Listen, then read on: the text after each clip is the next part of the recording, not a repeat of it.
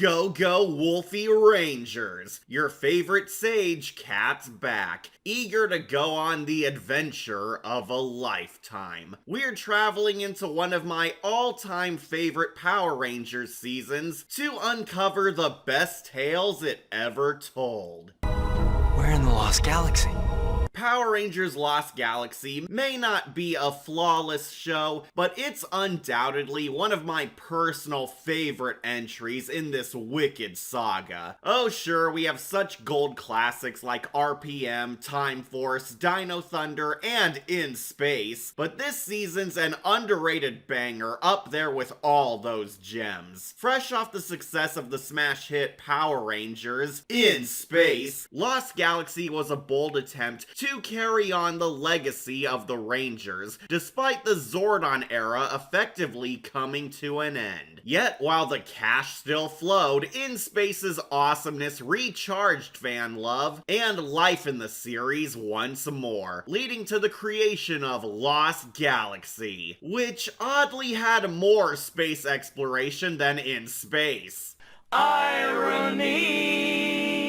Lost Galaxy has a spectacularly unique premise and identity to call its own, since this was the first show which started testing the waters for Power Ranger shows which didn't require tons of continuity to keep up with, making it way easier for new fans to join in on the Ranger fun, without doing massive homework to enjoy the new content, i.e. a standalone storyline. Thanks to this show, Power Rangers began doing simple, standalone seasons. I'm gonna become a trendsetter. This season's theme is space. Again, but approached in a new method over Andros' adventures. We follow a massive Citadel space colony ship dubbed Terra Venture, setting out on a Star Trek across the cosmos to help humanity expand its population, meaning the show takes place In the not too distant future. Our Rangers are a ragtag group of misfits struggling to find themselves and understanding their vital roles as Power Rangers. Willist also getting into wacky hijinks and grim warfare, dueling the vile alien warlords King Scorpius and Princess Trakina over the fate of our galaxy. We have Leo the Outcast, Kai Uptight Soldier, Kendrix Science Officer Extraordinaire, Damon the Goofy Mechanic, and my favorite, Maya, the alien jungle princess with a heart of gold.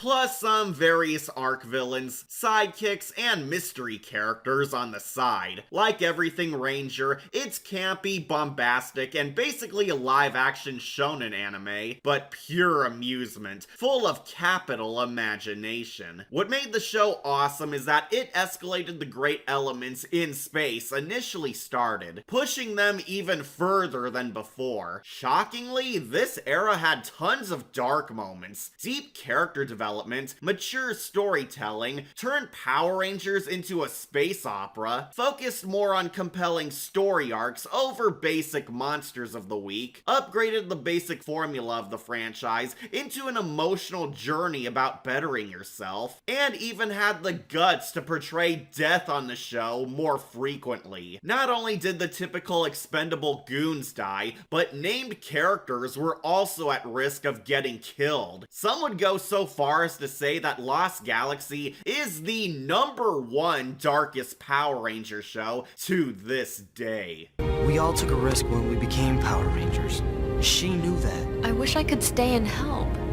But that's why I love it so much. This was a Ranger era which wasn't afraid to challenge kids and try out darker themes or concepts, which got better and better with time. Now yes, as much as I fanboy over this show, I'll confess it wasn't perfect. The beginning is very slow. The Lights of Orion arc drags on for far too long. There were major growing pains, and Captain Mutiny sucks, but I think think it has a lot more good than bad, which is what we're here for. I want to share my favorite fables from an underrated Ranger masterpiece, and remind all what a powerful epic truly is. Let's go galactic with my top 10 best Lost Galaxy tales.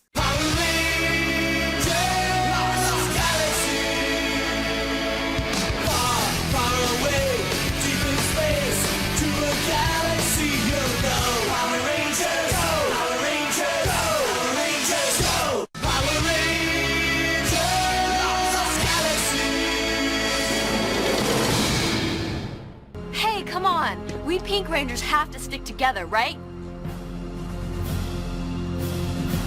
Right.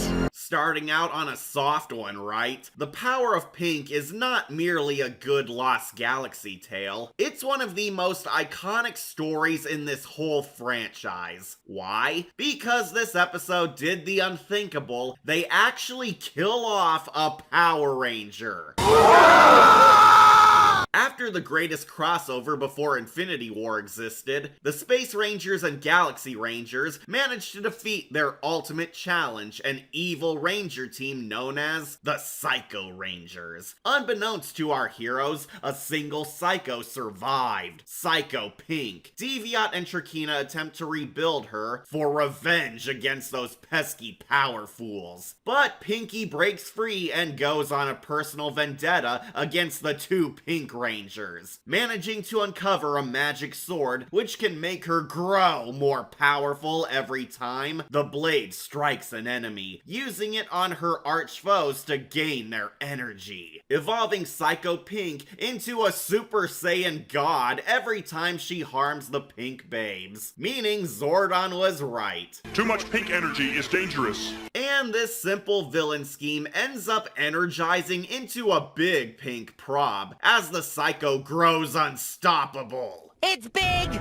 scary, and pink! Which leads to the big scene we all know, love, and cry over. Kendrix heroically sacrificing herself to save the universe. Yep, Kendrix dies. Psycho Pink's defeated, but at the cost of a pink hero. This was the first time in this franchise's history where a Power Ranger dies. The Pink Ranger falls in the line of duty, and her team is down a warrior. This is why this episode's huge, because it's unreal. And this actually stuck. The status quo changed forever, as the Galaxy Rangers lost a friend for good, and would need a new Pink Warrior. For those who don't know, Kendrix's actress, Valerie Vernon, had fallen ill to leukemia, and needed treatment if she was to live, forcing her to depart the show, resulting in this emotional plot turn where the character was killed off too. Which truly hurts, because we got to know Kendrix and love her before her untimely demise. Luckily, she got to go out being a noble hero, saving billions of lives, and ending the Pink Psycho's villainy as well, in one heck of a send-off. The sole reason why this isn't higher is because, well, they undid it. Yeah, despite scoring rad street cred for killing off a ranger, Kendrix came back to life in the grand finale with magic.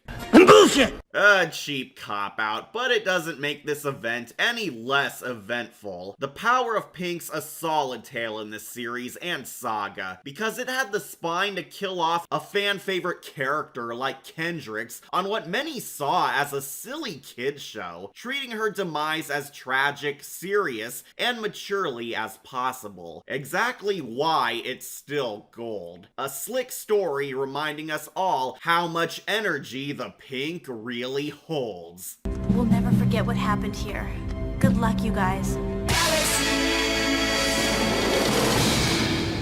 Are you questioning my decision? No, sir. I just think... Don't think, Mr. Chen. Just follow like a good soldier. Won't lie, out of all the characters among our team, I never expected to like Kai as much as I did. The Blue Ranger was initially the least likable character on the Big Five, as Kai was an uptight downer stick in the mud. He was always following the rules and never seemed to click with any of his teammates, outside of Kendrick's. But much to my disbelief, this blue boy actually got the most shockingly profound character progression ever, as he went from my least favorite ranger to one of the greatest Blue Rangers, period. And what helped were episodes like this. Blue to the Test is easily Kai's best story, as it completely turns him around, redeems him, and shows you that he's absolutely worthy of being a ranger. On Trakina's latest scheme of killing everyone this week, she has her Ice Angel Mon cast a brainwashing spell on the ship's leader, Commander Stanton, in order to dupe him into issuing out bad orders, guiding Terra Venture into a collision course with a star, which'll torch the ship and kill them all. However, Kai's well aware of this lethal direction, but is unsure whether or not to stop his boss, as he's too afraid to disobey command, giving us a moral dilemma testing if the Blue Ranger can follow his own instincts and break the protocol he so closely adheres to before it's too late. This is legit the best character growth Kai has undergone, since you actually gain a feel for him, see his noble side, and at last root for him to take charge for once in his life as a leader rather than a follower, allowing him to save the day. Reminding you why Kai's ultimately a good guy deep down, because he does care for everyone in his own way, but he's too married to the job. Yet when his own superior is clearly not himself, it forces Kai to trust his own instincts and break outside his comfort zone in order to prevent a fatal error, which genuinely forged this guy into a super cool ranger, since Kai's no longer the doormat cadet he was, but a full-fledged ranger daring to go against bad odds, ultimately completing his personal journey into a better man. Kai is cemented as a badass blue thanks to this episode, since he gets to take charge of his own life, grow as a person, scores cool action scenes, and unlocks his long overdue respect after a long time of being the butt of many jokes. This blue truly passed his test. Get out of my way. I won't let you destroy this ship, sir. Better yet, I get the Quasar Saber and all of you keep your lives. After Kendrick's Quasar Saber was lost across the stars from her tragic fall, the Galaxy Rangers would need a replacement to carry on the Pink Warrior's legacy and help save this universe from great evil. Yet her successor was a character who no one ever expected. Astronomer! Yes, Corone, former Princess of Evil and main antagonist from Power Rangers in Space, returns, undergoing a redemption arc where she becomes a ranger. Say what? Hardcore fans absolutely love this episode, precisely because it not only brought back an iconic villain in the saga, but made her a good guy. Corone, spending her newfound change of heart, posing as her former evil moniker Astronomer in order to infiltrate the criminal underworld, stumbles upon the dead Kendrick's ranger weapon at a bad guy auction where she swipes it and runs afoul of Trakina's forces, trying to keep it from falling in the wrong hands, where she goes on a trip of self-discovery, leading to her becoming the new Pink Ranger. Yep, Astronomer is the new Pink, becoming the first ever Power Ranger villain to not only turn over a new leaf, but mature and evolve so much that she joins the heroes as a fellow teammate. This tale's a perfect continuation for Corone's character, because we see her vastly grown up into a radically different person than the villainess she used to be, risking her life to aid a new group of rangers on their journey, something she never would have done prior. I did a lot of evil things when I was Astronomer. I wanted to do something good for a change. I thought this would be the right way to start. Not to mention, we gain a pretty thrilling ride of everyone dueling over the pink sword, which packs so much tension, high stakes, and naturally that kick-ass ninja action, rewarding us with legendary scenes like two sexy alien space queens clad in leather sharing a hot sweaty cat fight over a long handle. Now that's peak TV. Whoa, baby. The Rangers also deal with the fallout of having no Kendricks, losing not just a Ranger, but their friend. But what made this episode so good is it's Coron's rise as a hero, showing how far she's come from the villainous Traquina of her day into a worthy champion carrying on the Pink legacy as atonement for her sins. Passing of the torch episodes have often been a difficult sell, even on this franchise, but this one totally hits the bullseye, not only impressing old fans by bringing back a familiar face, but getting new fans invested in the grander scope of this universe with a well-developed character. The Quasar Saber couldn't have scored a finer protector. I know, I can't believe it. Me? A Power Ranger? I wouldn't want to be a Power Ranger anyway.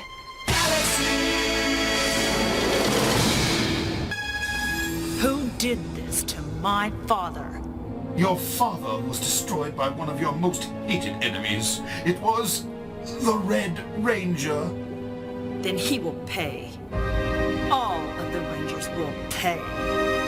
This is one of those game-changing episodes. The Wham episode. That crucial point in the story where this changes everything. Heir to the Throne is actually a Traquina tale, but shakes up the status quo of the galaxy monumentally. For once, we get a plot centered entirely on Traquina after she ran away from her home during a spat with Daddy, leading to her falling down on hard times on the infamous planet Onyx. You will never find the more wretched hive of scum and villainy. The show finally addresses a major flaw within the evil princess. Traquina really sucks. She can't fight, she's not tough, not strong, has zero respect, and is such a total wuss that random bums at a bar can kick her hot thorax like nothing. For the first half of the series, Traquina was a joke. She was a goofy comic relief villain, a spoiled woman child daddy spider always sheltered, and while she had aspirations to be a badass queen, her skills were negative XP. It's official. You suck. But this was where she went from pathetic larva into one of the greatest Power Ranger foes of all time. The fallen princess is saved and taught the ways of the Sith by fan fave Villamax, who takes Traquina under his wing and works his way up as her right-hand monster. And much to utter bafflement, she genuinely works out, hones her skills, and masters being a stronger villain, thanks to undergoing her rocky montage. That's when you need to put yourself to the test and show us the passage of time. We're gonna need a montage.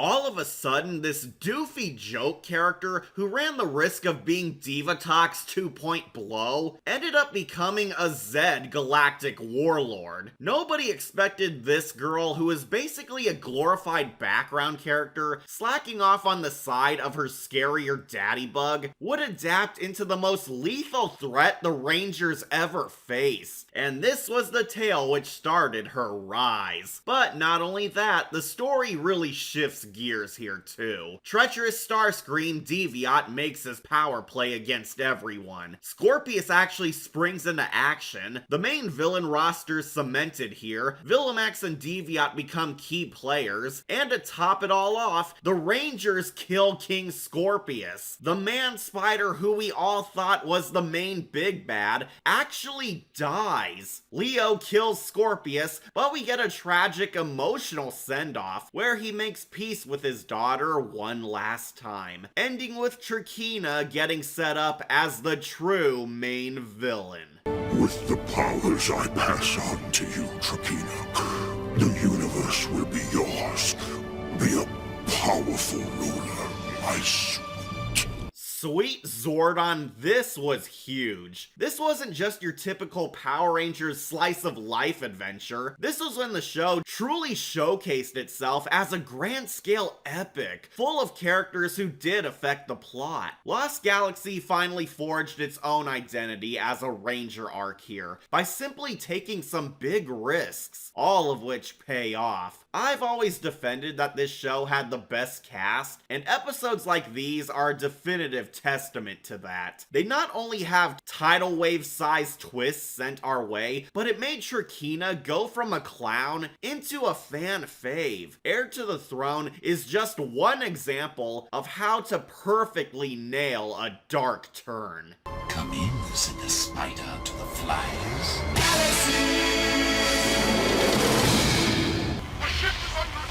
Please help!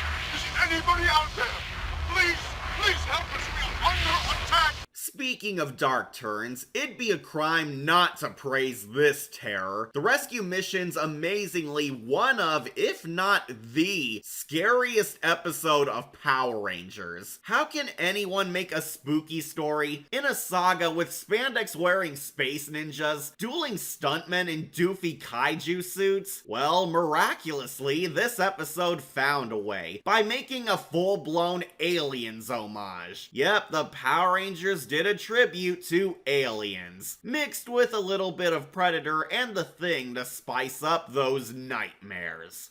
Sir, I think we just found one of the crew members, or what's left of them. In this tale of suspense, Mike and Leo take a squadron of Starship Troopers to investigate an abandoned ship signaling for help, only to discover too late that the crew's long dead, thanks to a monster lurking on board, hiding in the shadows, which picks the team off while holding on to the legendary Galaxy book. And unlike a ton of Ranger content, this is never once played for comedy. It is 1000% an unironically dead serious horror show. It's shot intensely, written intensely, acted intensely, has a disturbing xenomorph style ghoul killing people, and the Rangers barely even appear in their armor or banter. It's a super morbid, creepy nightmare on par with an R-rated sci-fi, but that's what makes it awesome. The monster especially is utterly terrifying in this. We never catch a full look at it. The ghoul's some type of spider predator. It actually has a high kill count, is obscured or shadowed by the dark, can't even speak, and Leo and Mike are totally vulnerable to its assault. The Power Rangers did the Pred alien before Requiem ruined it. It's above us!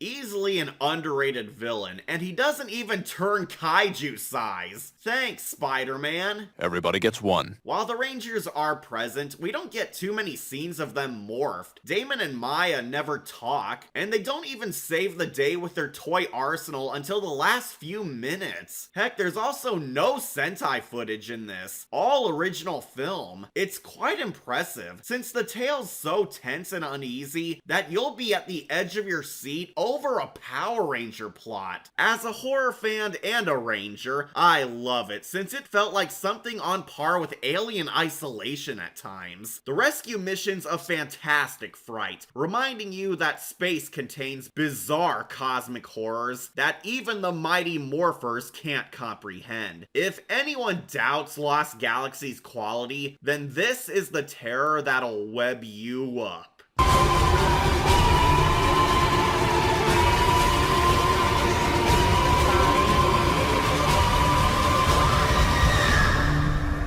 You have my sympathies.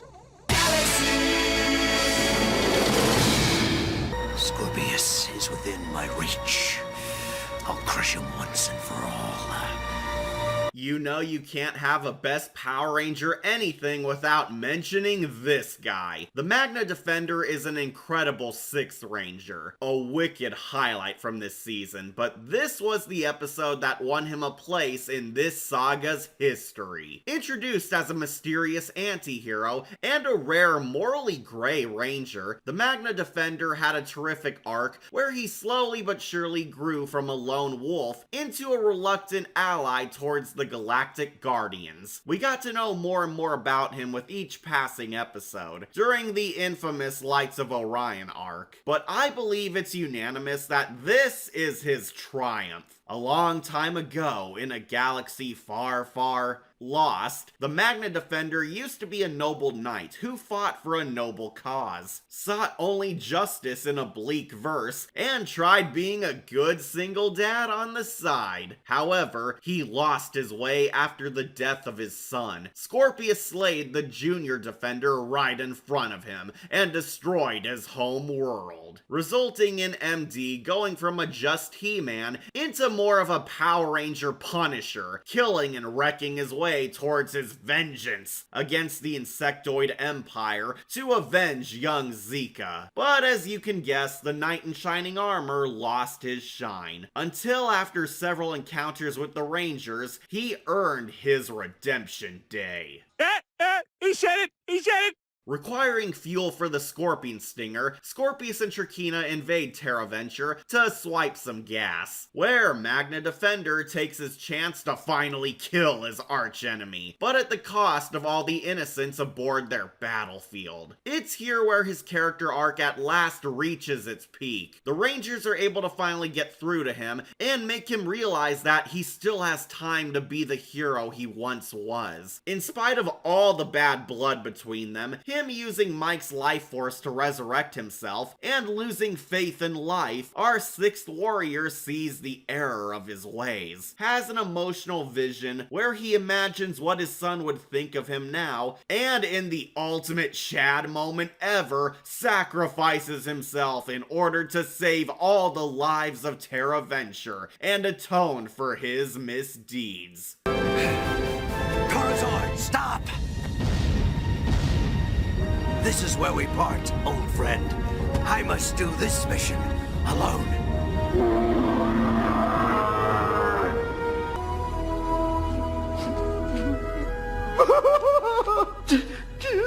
This is the most tragic, emotional blaze of glory ever, and it absolutely solidified this guy as a fantastic icon. This is practically the code of honor of Power Rangers. Killer action scenes, compelling heroes, wrapping up numerous plot threads from the first arc, tear-jerking sadness, a heroic send-off on par with Zordon's death, and one hell of a grand close to a character you'd never expected to care about so deeply. Also, I'm pretty sure Leo was trying to hit on Maya. But I'm sure you're all with me when I say congratulations, you son of a bitch. This is a pinnacle example of how to do emotional character deaths right, since the Defender got to die a hero rather than live long enough to become the villain. I'd say he's totally redeemed. You were right, Zika. Goodness is still in my heart. I'm proud of you, Father. No, Zika. I am proud of you. Thank you, son, for showing me the way.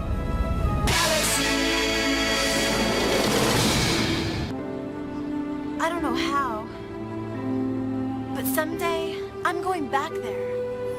If you know me, then you should know I love Maya. She's my personal Power Ranger crush. No way!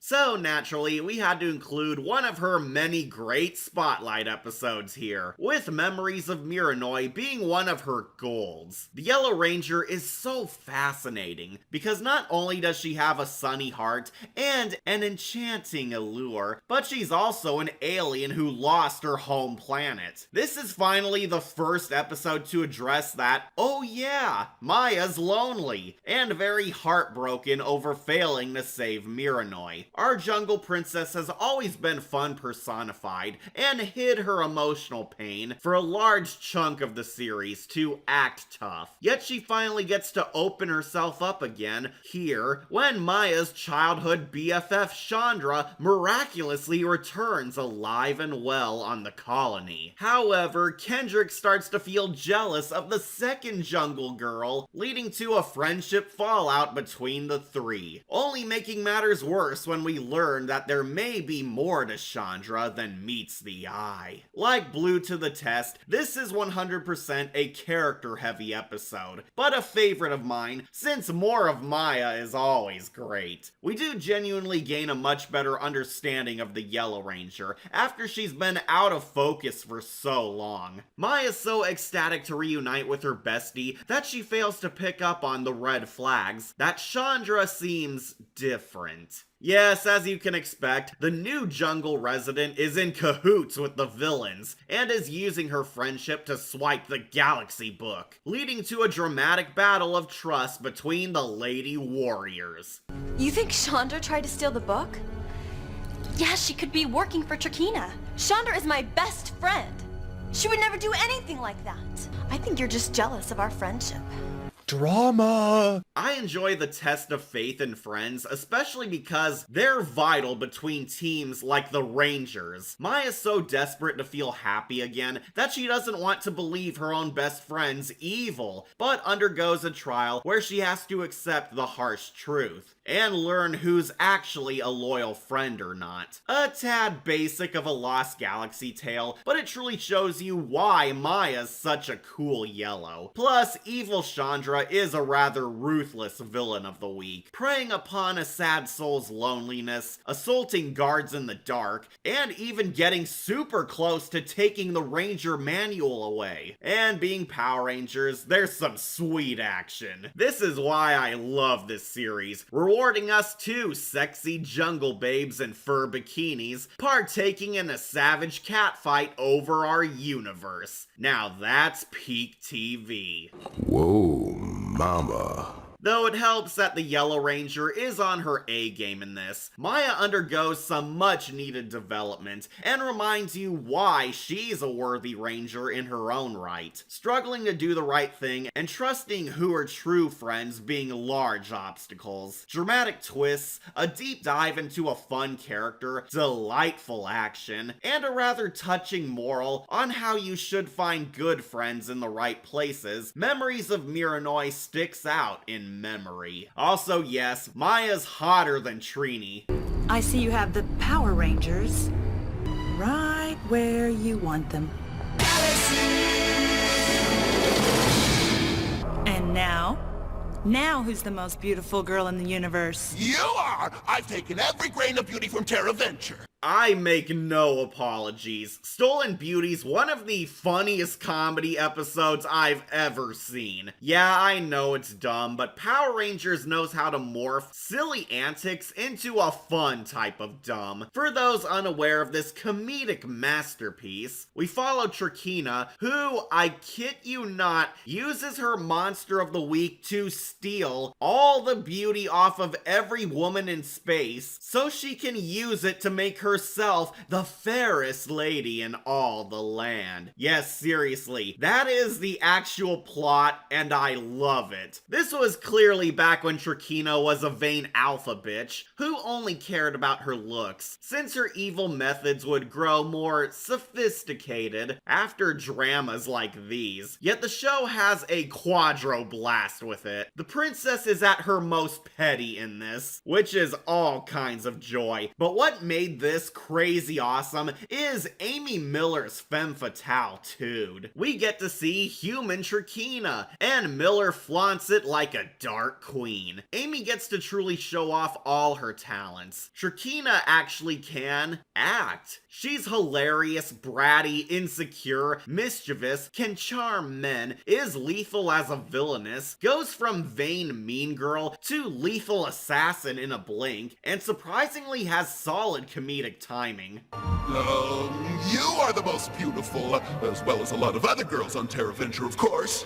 a lot of other girls.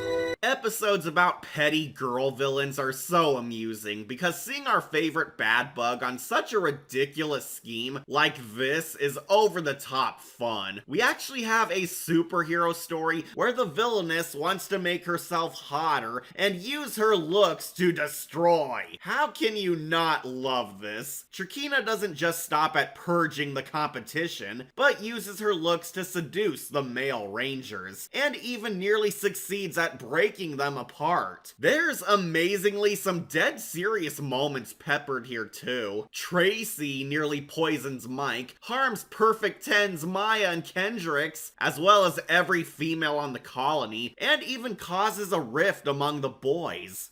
I'm gonna take Tracy home. What? She'll be just fine. Your friends are hurt. She's not safe out here alone. Come on, I'll take you home. Mike!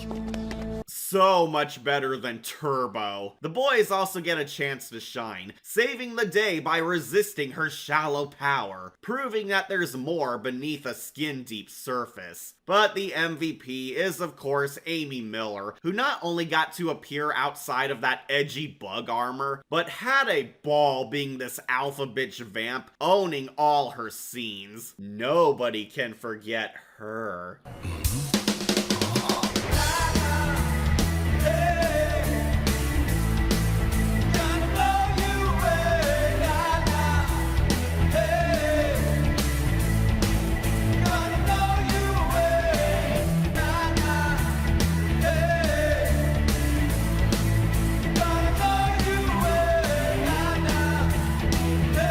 Whoa, baby.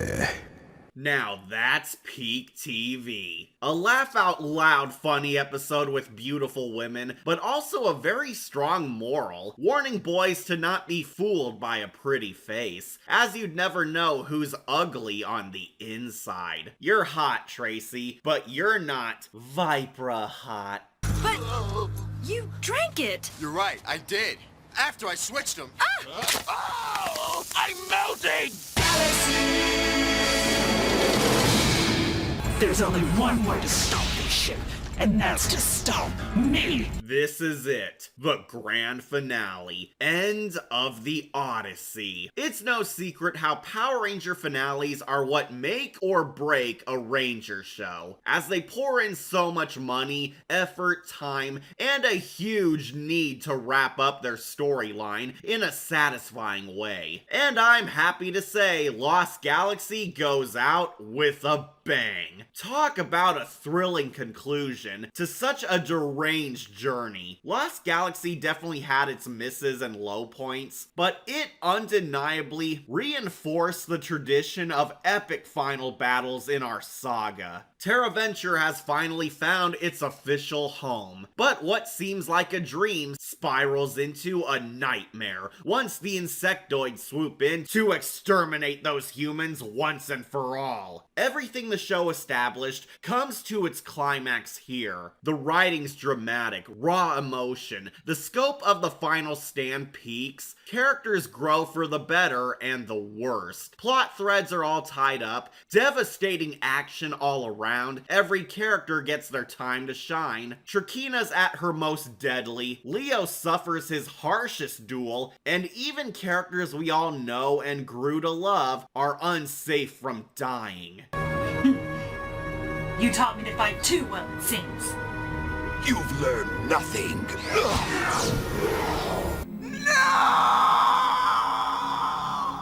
Now, I'll admit, Power Rangers has had superior finales, Countdown to Destruction, and The End of Time are hardly outclassed. Yet Lost Galaxy's Last Stand is phenomenal. There's a rock-solid sense of finality here. The sets get trashed. The Rangers lose a ton of those cool toys. There's a depressing tone of doom all throughout. And being the last few episodes, the mood darkens considerably. This was the final moment where the show got got to embrace some heavy material and grim imagery, but it made it so gnarly. The three-parter is a big reason as to why Lost Galaxy is considered the darkest Ranger show, because not only is there immense death and destruction, but this is a full-blown war. Trakeena and Deviat fuse into some insane hybrid monster, Villamax grows a conscience, and eventually dies trying to prevent his pupil from offing fleeing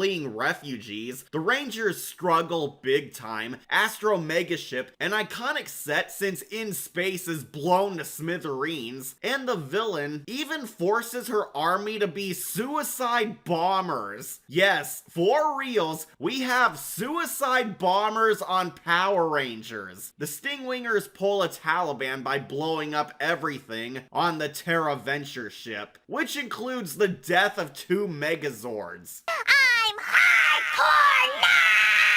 But if warfare violence ain't your thing, the story also culminates in the deep rivalry between Trakeena and Leo. The spoiled bug princess eventually morphs into her final form, while Leo finally becomes a man, facing his probs head on, now ready, even willingly risking his life just to save us all. I love this because when you get down to it, Leo and Trakeena are two sides of the same coin. Both were total nobodies who didn't matter, yet grew into the ultimate hero and villain of their story. Leo and Trakeena were both once losers, a spoiled princess who couldn't fight, and a wannabe homeless loser who dreamt of being as heroic as his big bro, until after losing everything, forced them to grow up and work hard, until they achieved the Titan status they always desired, with this final fight being why they're such superb characters.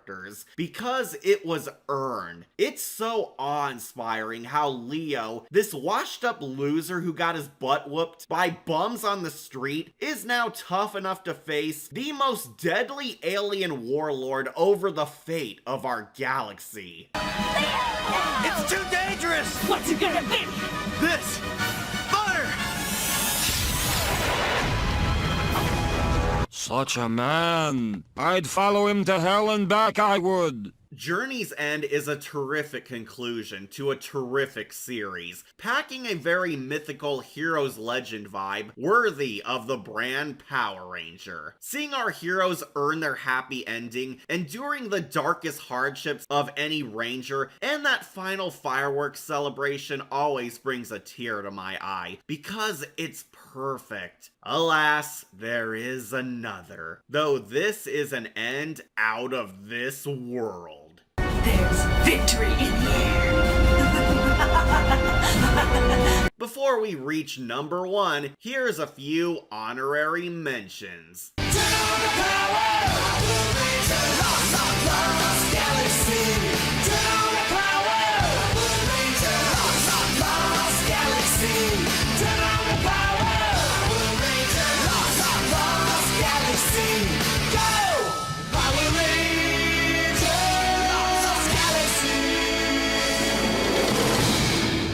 Who are you? You don't know me? I'm Psycho Red. That's right, Rangers. The only episode better than a boss 3-part farewell is the greatest crossover before the Avengers. To the 10th power. Not only is this a grand Lost Galaxy fable, but it began the gold standard for passing of the torch Ranger events. For those somehow unaware, this is the big team up between the Galaxy Rangers and the Space Rangers. From this point on, the franchise would do special crossover events, where the previous team of Rangers would go on one last epic mission with the current gen of Rangers. This being one of the earliest. Now, yes, we have had some former Morphers guest starring on episodes during the Zordon era, but never full groups of Rangers, until now. The last of the Zordon era heroes join up with the Galaxy Rangers upon discovering that the Psycho Rangers live once more, and are being used by Trakeena and Deviat to eliminate this current era of heroes. Yep, who else would be a worthy opponent for a high-stakes war than none other than the Psycho Rangers? Evil Power Ranger Terminators who live solely to kill all good morphers. This was a plot point that In Space legit forgot about, but made its way onto Lost Galaxy just for this special. The Psychos were thought destroyed, but their data cards from last season were found and taken by the villains to rehire them once more to fix their Ranger prob, leading to the Galaxy Rangers struggling against a newer deadly force. But we destroyed you! Just a temporary setback. Luckily, the Space Rangers are back in the grid, paving the way for a rad team-up to stop their evil counterparts for good, and meeting Space's new protectors. And yeah, it all leads to one big-ass fight scene, but to this day, it's still the #1 Ranger collab, period. Not even Megaforce outdid this. The Psycho Rangers are magnificent baddies, who are definitely worthy antagonists for this event. The Space Rangers returning older and wiser is treated with grand respect. The combat's more phenomenal, and of course, all the characters get a chance to shine. And unlike that classic SPD Dino Thunder dung, the Rangers actually work with and admire each other as equal heroes, which adds such a nice air all throughout. Who didn't squee from seeing the old and new icons meeting for the first time? Thanks. Whoever you are.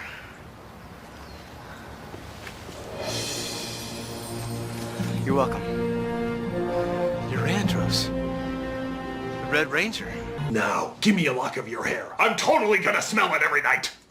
Plus, the Psycho Rangers are love to hate vile. These nuts are back in full lethal force, but it's so cathartic to see them get their overdue comeuppance beaten down by duo Rangers. This tag team's superior than anything we ever saw on the reboot movie. Dynamite villains, top-notch action, witty banter, a love and respect for both the old and new, and a sense of epicness backing it up. This is one of the best crossovers ever. How good is it? Even people who dislike Lost Galaxy enjoy this episode. That's how more phenomenal it is. This cemented the dazzle the shared universe PR had, leading to many more attempts to replicate this crossover's success. To varying degrees, but this crowd pleaser still pleases. After all these centuries, it holds up super well as wild fun. There's no doubt in my mind, this is the #1 Lost Galaxy episode.